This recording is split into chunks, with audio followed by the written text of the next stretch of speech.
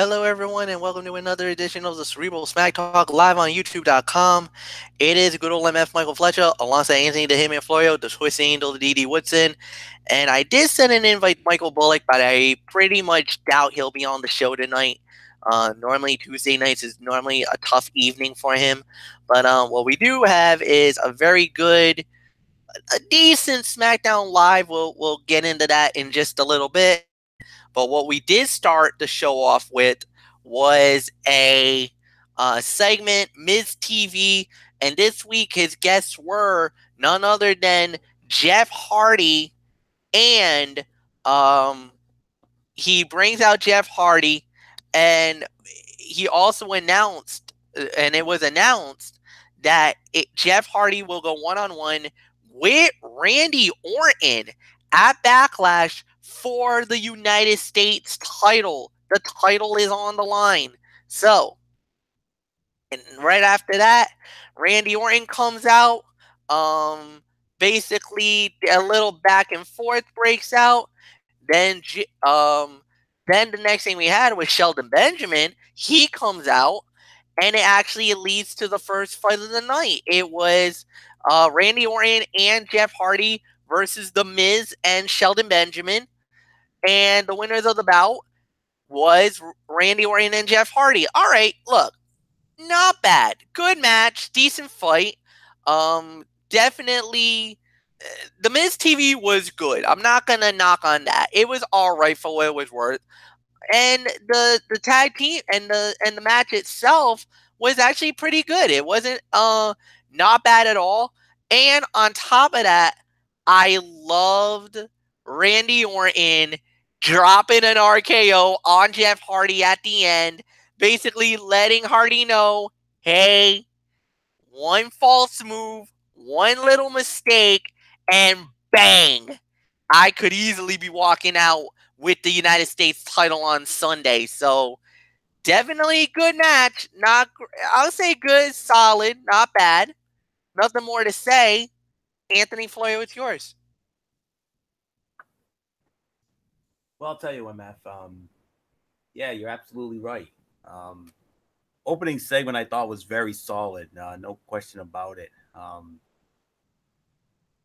quality segment. I mean, Hardy a little bit weak on the mic, but he was passable at best. Randy Orton's current babyface run is starting to get a little long in the tooth here. He either needs a hot heel to feud with, maybe Shinsuke Nakamura down the line, or maybe Joe now that he's on SmackDown Live, or he needs to turn himself, or he needs to maybe turn heel himself and feud with Jeff Hardy, or maybe even AJ Styles, or Daniel Bryan down the line. I think right now in his at this stage of his career, he's at a bit of a crossroads right now. But as far as the tag team match is concerned, I got to say this was the second best fight of the night. I'm going to give this about 2.5 to 3 stars.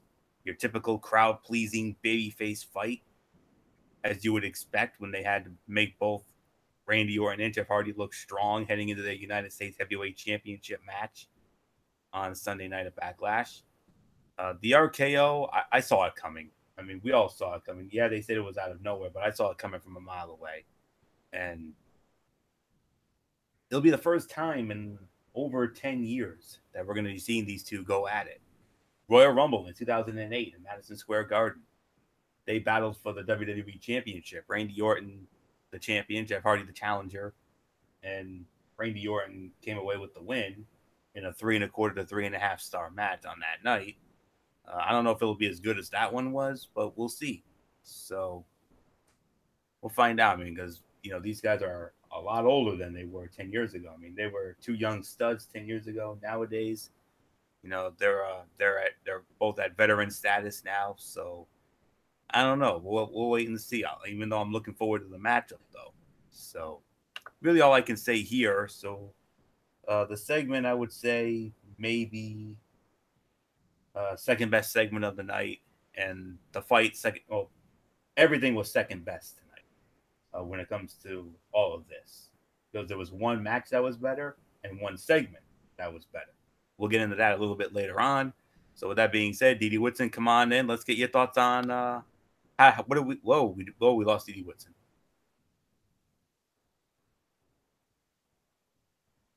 Oh, we lost D.D. Woodson there, man. All right. I guess just give her a little bit of some time to try to get back, and we'll go from there. But man, that stinks. All right. So Anthony, just unmute your mic because we're gonna get right into this thing first, and let's see what we got here. A lot of filler stuff. All right. So first off, basically what happened. Next thing we had was, did we get DD back? No, we didn't. Okay. So I was going to say the next thing we had was basically Daniel Bryan was not going to be on the show tonight. Damn shame. Heartbreak for all the fans in Montreal because I know that place would have gone nuts. But Daniel Bryan was unable to be on the show this evening. Well, actually, we got DD Woodson back. All right. So, DD, why don't you give us your thoughts about the opening segment?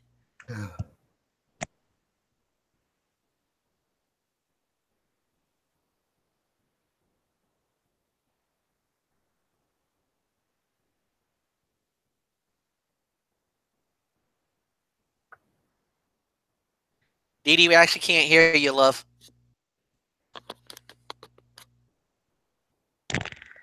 Yeah, I'm having computer technical difficulties, so all right. Since I'm having such issues, I'll just say I agree with you guys, and we'll move on. All right, no problem. So, like I said, what happened was Daniel Bryan was, as everybody knows, Daniel Bryan started at the #1 spot in the greatest Royal Rumble ever and lasted almost to the very end. He was in the ring for 1 hour and 16 minutes, a record. And on top of the fight, he had a little run-in with an old buddy of his in Ring of Honor named Roderick Strong. And these two men basically killed each other in that fight. So much so that those chops that he had on the chest was because of Roderick Strong. Unfortunately, it caused a infection in the chest area, and now WWE is very concerned that because of what Roderick Strong did, that Daniel Bryan might not be ready for Backlash on Sunday night. There's a lot of concern right now about Daniel Bryan's health, and it's not a concussion issue. It's, can that swelling go down? Can they get the infection out before Sunday when he was supposed to fight Big Cass? So, as always, buyers beware and to be continued. We'll find out. So, the next thing we had was a little Bar and New Day run-in. That leads to a match. We'll get into that a little bit later on. Then we had a moment where Aiden English and Rusev were in the backstage area. And what's this? Hello, Lana. Yes, Lana shows up and she wanted it to talk to Rusev. And all of a sudden, she kind of told him that, something or someone was holding him back from being, that successful guy. Uh-oh. Could that be Trouble in Paradise? Could the Pavarotti and the Robert Goulet and Rusev Day might be on the verge of a split? Possible. We'll see. Then we had Big Cass cutting a promo. I'm not gonna go into that, and not much to talk about there. Then we had another backstage, an in-ring segment, as we had the phenomenal AJ Styles come out, and he was cutting a promo, about Nakamura, the whole 9 yards, and how he ruined his fight and whatnot.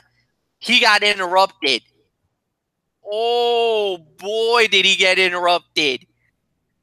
The Samoan submission machine Samoa Joe came out and oh my goodness, he made it very clear he is in for the title hunt. And then the next thing we know, well, it got very interesting. So Anthony Floyo, come on in. I know you must be very happy with this. Samoa Joe and AJ Styles, maybe after the war with Nakamura, this might be the next challenger for the WWE title. And if we know back in the days of TNA, AJ and Samoa Joe, they had some really good battles in their day. Couple words for you. Unbreakable three-way. Christopher Daniels, where are you? But nonetheless, this was the segment of the night, and I got to do it. TNA, TNA, TNA. You heard the crowd in Montreal. They were doing it too. Just before Joe started talking, you could clearly hear TNA, TNA. Oh, that was awesome. Man alive, it's still surreal watching Samoa Joe and AJ Styles in the WWE like this after so many years in TNA, after all of those unbelievable battles they had, including the Unbreakable Three-Way, which is to this day still the greatest match in TNA history, 5-star classic. But nonetheless, I absolutely can see it. I mean, I'm going to be honest with you. I'm hoping Nakamura wins the belt down the line. I really want to see Nakamura get the title. I mean, I think he's more than capable of carrying the big belt. I mean, we saw it in NXT. NXT, he won that title twice, and they let him run with it for a little bit. So I would love to see the heel Nakamura get the belt. And there could be money with AJ chasing him. But we'll have to wait and see what they decide to do on Sunday night. Now that the match is no disqualifications, I think we're looking at fight of the night there, folks. No doubt about it. We're looking at a show stealer. But it seemed like during the promo, though, the crowd was starting to turn on AJ a little bit. I mean, they weren't really with him. I mean, he seemed to it was like AJ was like off or like he was in a mood or something. But nonetheless, I mean, everything about this segment was great. I mean, Joe was his usual intense self, which I enjoyed. I love when he screams and gets intense. I mean, I've always loved that. TNA to now, just amazing. And AJ, as great as he is, I mean, I felt he was a little bit off tonight. But other than that, nitpick aside, Nakamura with the low blow stuff again, just yeah. He initially he was demanding an apology from AJ Styles after AJ, went off on him at the Greatest Royal Rumble, but no disqualifications. Good, I love it. My gut's telling me AJ's gonna retain again, but my heart is telling me that Nakamura is gonna win the belt. But we're gonna have to wait and find out. But man, I mean, everything about this segment was absolutely amazing. Even though AJ was a little off, Joe was awesome. Joe was the star of the segment, and then Nakamura coming in with the low blows and the Kinshasa. I mean, and I love Joe in the title picture. Opportunity Kanaka knocking here. I mean, I don't know if I would put the title on him over Nakamura, but having these three in the mix is nothing but great news on the chemistry front. And I got a feeling we could be seeing a lot more three-way feuds over the titles in the coming future due to these dual-branded pay-per-views. And you could do a lot worse than these three. I mean, Shinsuke is, like I said, he's continuing to be far better as a heel than a babyface.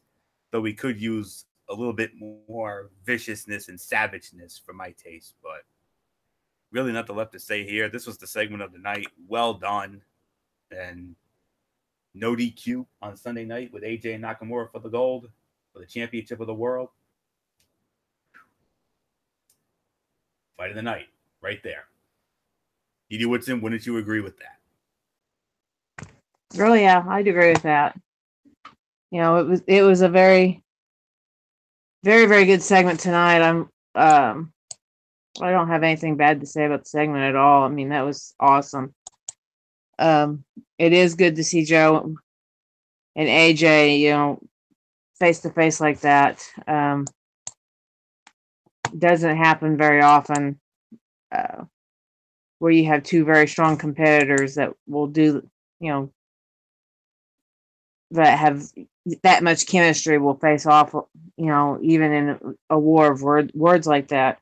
And it did bring back a lot of TNA memories. So, um,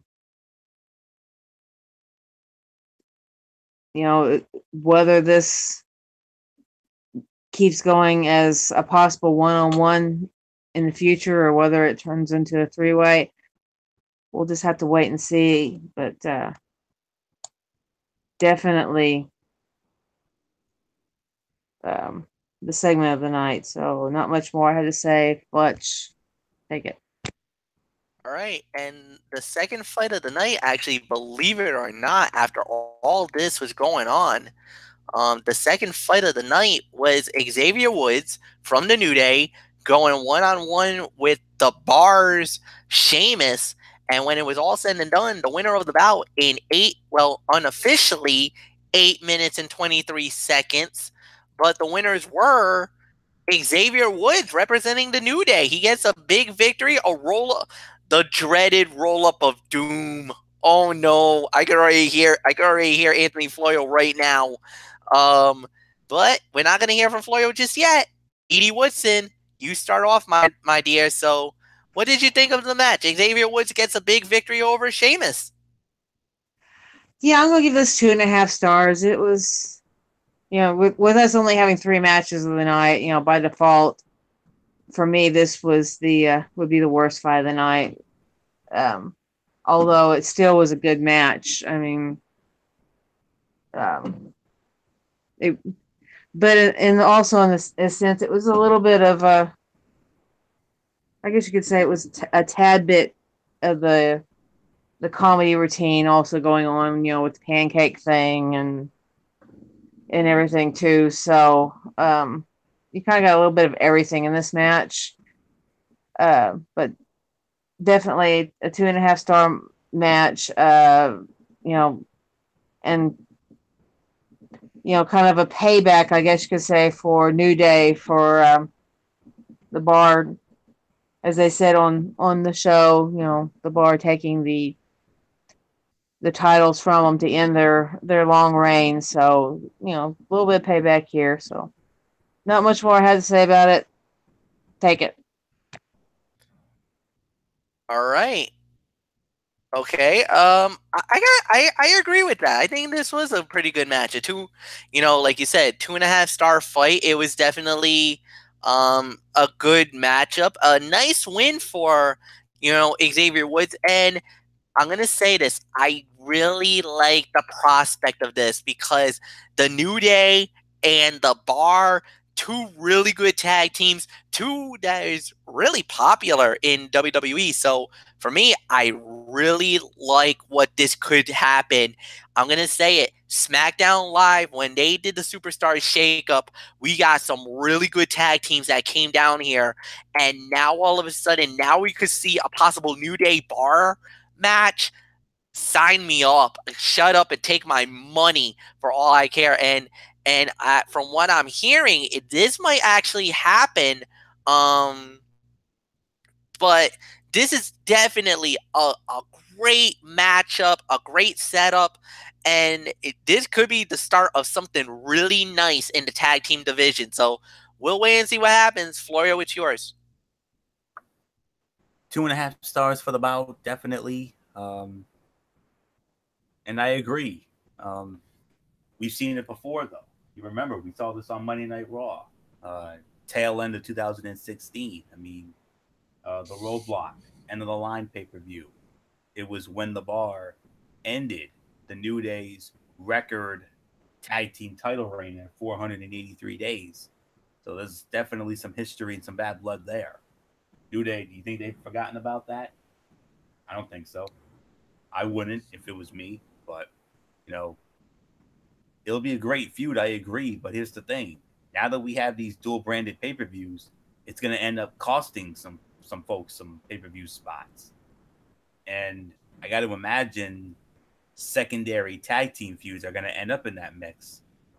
The only way that they'll get the spotlight they deserve is if they really heat up and they connect with the crowds. Clearly, they've connected with MF they've connected with me because we saw this on Monday Night Raw, with the Raw Tag Team Championship, and let's see what they can do now that they're both on SmackDown Live. So it was fun on Raw. Can they bring that same fun to SmackDown Live? I think they can. So we'll find out soon enough. But this could be a pre-show thing, or I don't know. We'll have to wait and see because we've got 7 matches on the card already. So we'll find out. But nonetheless, 2.5 stars. I agree. So, MF, there's nothing more to say. Let's just move on to whatever segment's next. Well then, all right. So the next thing we had was Andrade Cien Almas cuts another promo. We don't know when he's going to make his debut soon enough. It's only a matter of time, but we'll wait and see what happens there. The main event of the evening, the ladies close the show. Carmella and the Iconics, Peyton Royce and Billie Kay, goes up against Charlotte Flair, Asuka, and Becky Lynch in a 6 women tag team fight. The Faces wins the match at 13 minutes and 56 seconds. You know what? I'm going to say it, man. Hats off to WWE for pulling the trigger, letting the women main event SmackDown Live. Definitely the right thing to do. No doubt about it. Plus, it gives a little bit of some leeway for Charlotte. She does get a little upper hand on Carmella going into their title fight on Sunday night. Not only that, but you all thing between Becky Lynch and Asuka and the Iconics. So there's a couple of feuds going on right now that's been pretty good, and I really like what's been happening on with the SmackDown Live women. Right now, as much as it pains me to say this, I actually like Carmella as champion. I like her as the champion right now. So for me, going into this, I hate to say this, but I'm actually pulling for Carmella to beat Charlotte. Now, if that's by chicken bleep, shenanigans, or whatever, fine. It's definitely worth it. Even though I know a lot of people are not very too fond of Carmella's antics lately, I kind of find her run enjoyable up to this point. I actually don't mind it. The Iconics are really starting to develop, and they're really starting to become that team where Anthony and I are why we fell in love with these two ladies. You're seeing, they're self-absorbed, they're egotistical, and they have that attitude, but that's what they were in NXT. They are bringing it to the WWE, and they're working great. Asuka's being Asuka. No doubt about it. The best woman wrestler out there right now. And she is a breath of fresh air on the SmackDown roster side. The one question mark I got is Becky Lynch, my girl. Now, I know she's been having a little bit of a, tit for tat. She had a little run in with Absolution lately.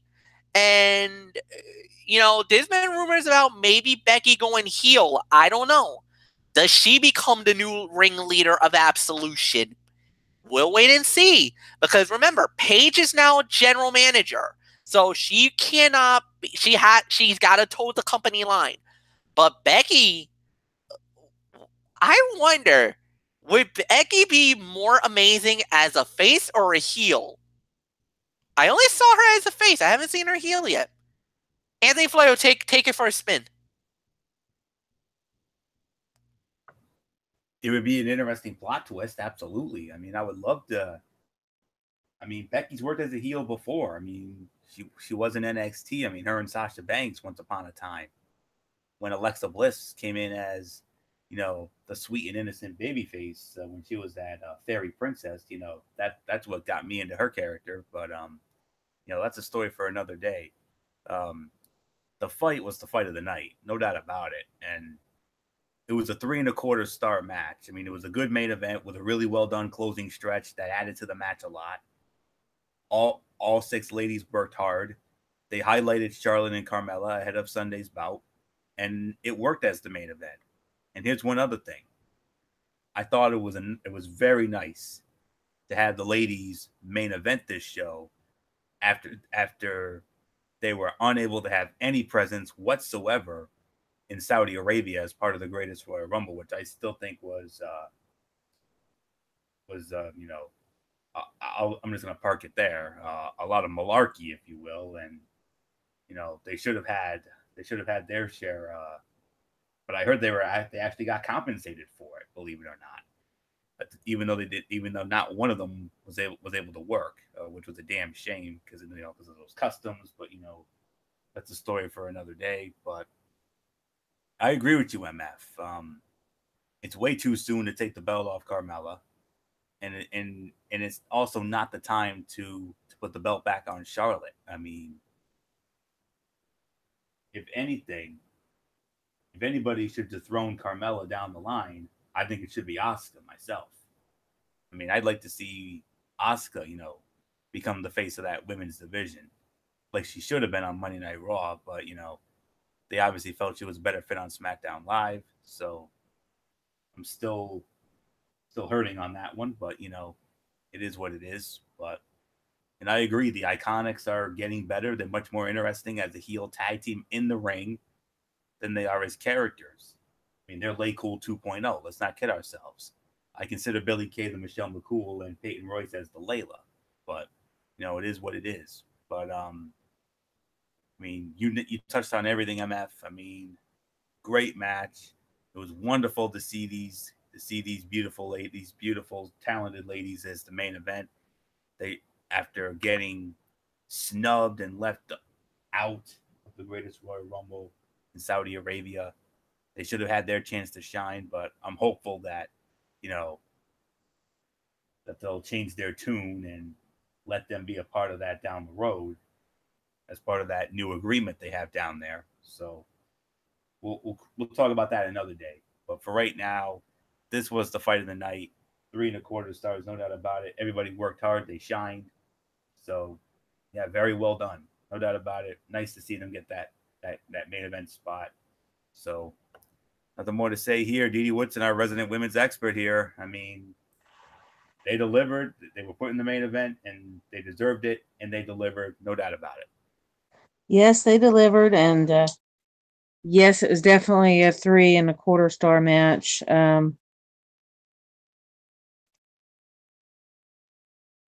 Does anybody remember Melina? Because that's kind of what Carmella is reminding me of, especially now that she's added this screaming bit to her match. Because Melina, every time she would do something, she'd end up screaming at the top of her lungs. And that, I'm not really into women screaming like that. I mean, it adds an extra aspect to the match. Just not my cup of tea. I mean, we can get through a match without having to scream like a banshee every time you do something. But other than that, it was a very strong main event, and like y'all said, very much storyline based in about 2 or 3 different ways. But very, very good match, and I'm intrigued with seeing a possible heel turn for Becky. That would be very interesting to see. So I'm not going to add too much more to it. So just let's go on. All right, and that's the end of the show. However, it is now time for the overall review of SmackDown Live, and we're gonna start this off with Dee Woodson. So, Dee, why don't you step forward and give me your thoughts on tonight's show as I get my Mikey's Mindset set up.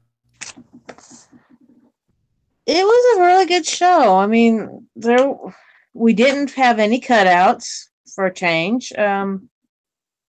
All the segments, were very well done, very tasteful, of course, very storyline based.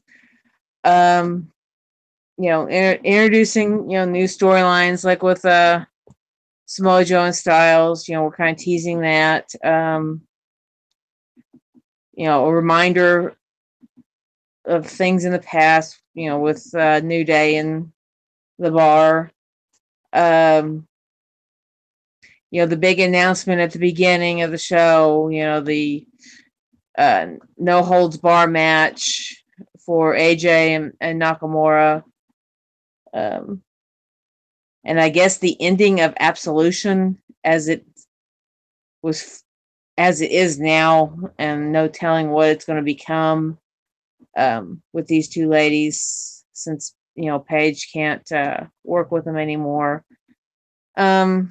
I guess the only segment for me personally I was not a big fan of was Big Cass and the fake midget Daniel Bryan, but still, they're trying to keep the storyline there for when Daniel is cleared to wrestle again, which we hope is soon. Other than that, I mean, it was a very good show. I'm going to give it probably 6.5 to 7. Like I said, no low points at all, really, except for that one segment. Very, the SmackDown's always been known for their storyline building, and they really did it tonight. I mean, that was really, a very good go-home show for the pay-per-view. Even though we only had 3 matches, it was still a very good go-home show, and I'm very, very, very pleased with it. So, not much more I had to say about it. Good night, guys. See ya, I guess, for the pre-show or for the preview whatever. On Saturday. Yeah. Yep, the preview will be on Saturday. So, thank you, Dee, as always. Good night, my dear. Anthony, I'll give it to you quickly. So give me your thoughts. She says 6.5 to 7. Do you agree? Higher? Lower? I agree. It's a 6.5 to 7 out of 10 for me as well.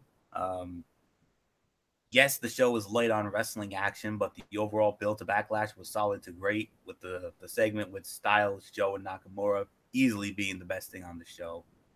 The 6-woman tag was the fight of the night. Second best fight was the opening tag with Orton and Hardy against Miz and Benjamin. That was 3 stars. That was a good opening tag. All 4 men working hard and playing their roles well. Crowd was also great in that. Like I said, that segment with Nakamura, Styles, and Joe. I mean, Styles was good setting up his match with Nakamura, but Samoa Joe stole the segment. I mean, he came up like a complete badass, commanding the arena and everybody's attention. The Nakamura attack came off well and easily the best segment on the show. And I love the tease for AJ and Joe, no doubt about it. And that opening segment was a fine opening segment with Miz playing his role well and hyping that U.S. title match, and of course it also hyped that tag match that we witnessed. And yeah, and Sheamus and Xavier, solid match with an overbooked closing stretch to hammer home that New Day and Bar are feuding. So I think I pretty much covered everything here. So 6.5 to 7 out of 10. We have a Mikey's Mindset. I'm glad to hear it, MF. So what do you got for us? Well, first off, let me just give you my thoughts about the show, which is a 6.5 to 7 out of 10. So you definitely agreed with everything that was going on. And yeah, I do have a Mikey's Mindset. Now, I've been dwelling into other parts of wrestling from around the world. Of course, everybody knows about the RWA and my adventures with them and been so good with them. Now I got this new company called SEF. Now, SEF is more of I'm going to say it's a different brand of professional wrestling. A lot of people are like, well, is it something that's local? Is it local? It's more of it's internet based. Let's say that it's true IWC, true internet wrestling community type wrestling. So this week we got two shows coming up. One on Wednesday, actually tomorrow night.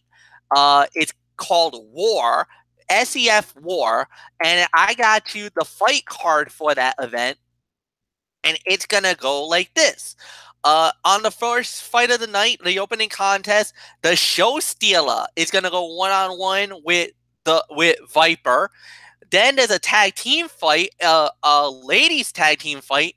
The Perry sisters goes up against the Lunatics.